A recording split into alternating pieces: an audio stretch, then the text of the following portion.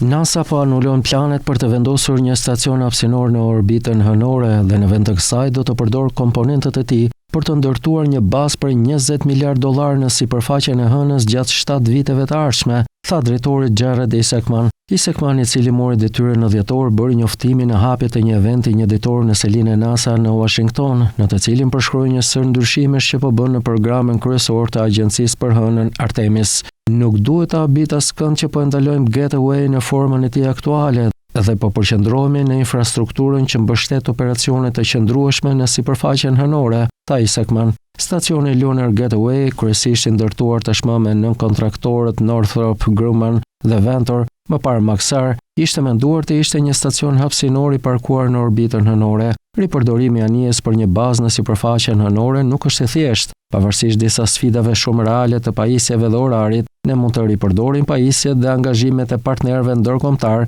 për të mbështetur objektivat sipërfaqësore dhe objektivat e tjera të programit, tha Isaacman. Porta hënore u projektua për të shërbyer si një platformë kërkimore dhe një stacion transferimi që astronautët do ta përdorin për të hipur në anijet e uljes në hënë përpara se të zbrisin në sipërfaqen hënore. Ndryshimet e imponuara nga Isaacman në programin kryesor të hënës së Shteteve të Bashkuara të Amerikës në javët e fundit, por i formosojnë kontrata me vlerë miliarda dollarësh në kuadër të përpjekjes Artemis. Kjo po i bën kompanitë të përpiqen të akomodojnë urgjencën shtesë, ndërsa Kina bën përparim drejt uljes së saj në hënë në vitin 2030.